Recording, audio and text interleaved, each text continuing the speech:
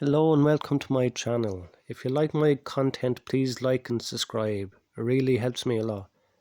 Anyway, I hope you enjoyed the next couple of videos.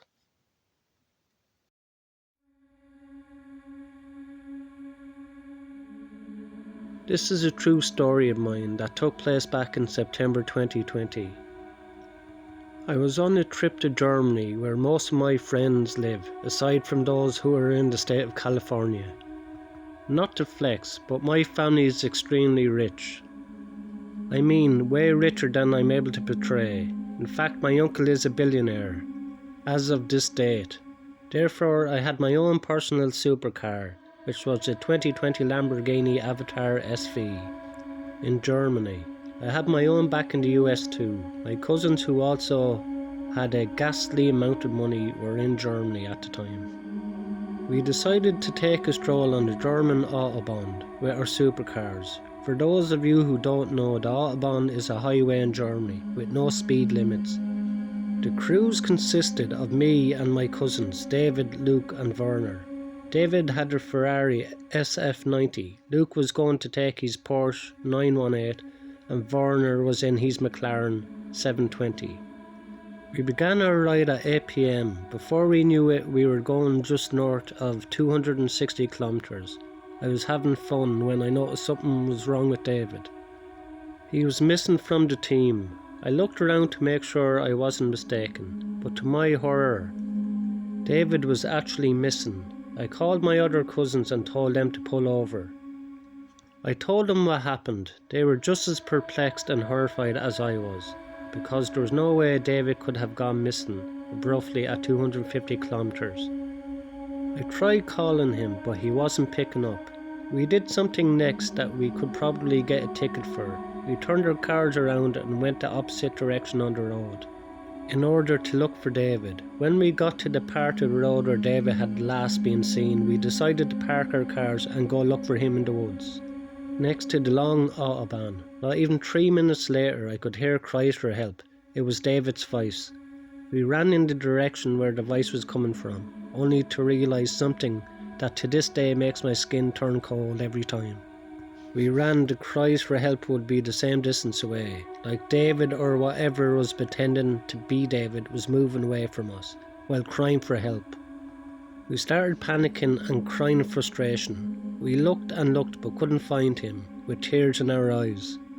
We called Luke's parents, who were just as terror-stricken as we were. They called the police for us, and we waited until they arrived. A huge search party was organised. It went on for 3 days until David's Ferrari was found. That was peculiar though, was the fact that the car showed no sign of being part of an incident. It was completely fine, not a scratch on it to be found, and nothing was missing from inside except David. The search party continued to no avail for a solid year. This caused the case to be shut down. No one could make out how this could have happened, except if there was a glitch in the matrix or something.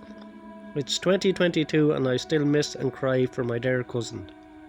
His car has been returned to us and I drive it around sometimes.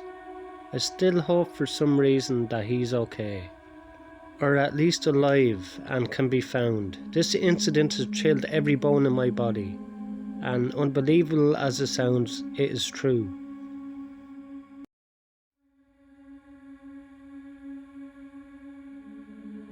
Something really scary happened to me when I was 18 years old, back in the early 1990s. I was really into cars back then, and I liked working on my cars even though I was a girl. I had a 1979 Z28 Camaro with T-tops, and in the summer I'd go cruising around with my friends, looking for something to do. One evening while driving up and down the main street in the neighbouring city, I noticed a small red truck following us at a distance. I was with my friend Jenny, and I mentioned to her that I thought the truck could be following us. I pulled into a driveway of a fast food restaurant and noticed the truck pulling into the restaurant 3 car lengths back. I drove out to the other direction and he did the same. I pulled into another driveway and the truck pulled in as well. I did this several times and the truck kept following us, always staying 3 car lengths back, Jenny and I decided that we should start to head towards home, which was about 30 minutes away. We thought the driver of the truck would just give up and let us go, but he didn't. He just kept following us. It was getting very late and we were beginning to worry, because the truck had been following us for almost an hour. We didn't want to go home and let him follow us there. I decided that the best thing to do would be to drive to the nearest police station. I told Jenny what I was planning on doing, and to my horror she grabbed the steering wheel and pulled it, causing the car to veer sharply right. "What are you doing?" I screamed at her. "You're going to make us crash." It was bad enough that I had to worry about the truck following us, but now I had to worry about my passenger freaking out and causing an accident. She said no, we can't go to the police. She insisted. Then it occurred to me that she somehow thought that we were at fault. That somehow just by cruising around she thought we had done something to provoke this. I reluctantly drove away from the police station. We approached a bridge and stopped for a red light on the one-way street. The truck was directly behind the car. Next to us, the car turned right, allowing the truck to pull forward. I looked over and I was shocked to see that the guy had stepped out of his truck, and he was standing next to the passenger side door of my car with no pants on. This guy didn't even have pants down to his ankles. As a matter of fact, he didn't have any at all. I had a disturbing feeling that he probably didn't have any with him this whole time, that he had been following us. I hit the gas pedal and ran the red light, going over the bridge. Somehow my friend didn't see him out of her window. When I told her, she just kept saying no way. I drove up and down for a few more streets and back over the bridge, then out into the country. He followed us for what seemed like forever, until we were able to finally lose him, going really fast, out in the middle of nowhere. We went home and tried to forget about it. For some reason I never told my parents, as I'm not sure why. A few weeks later I saw on the news that the police were searching for a guy in a small red truck. They showed his picture and it resembled the guy that I saw following us. I thought their description of the truck was a little different from the one we had seen, but maybe not. I always wondered if it was him.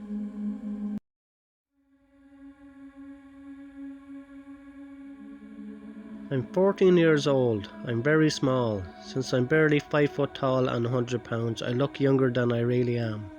This happened a month ago when I was moving. After the moving truck was loaded, I fell asleep in it for an hour or two. Later I was in a small town near my new home. My grandmother was parked in the Burger King parking lot. I was still asleep, so my 19-year-old cousin, let's call her Max, came to the passenger door and woke me up to help carry the food. I agreed.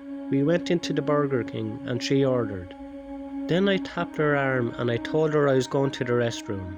When I was done, I exited the restroom and noticed an older man, about mid-50s, maybe early 60s, staring at Max, and then me. I paid no mind to it, since I was still very groggy. I walked over to Max as she tried to get some soda from one of the machines. Finally, after a while, she got the soda and we left the Burger King.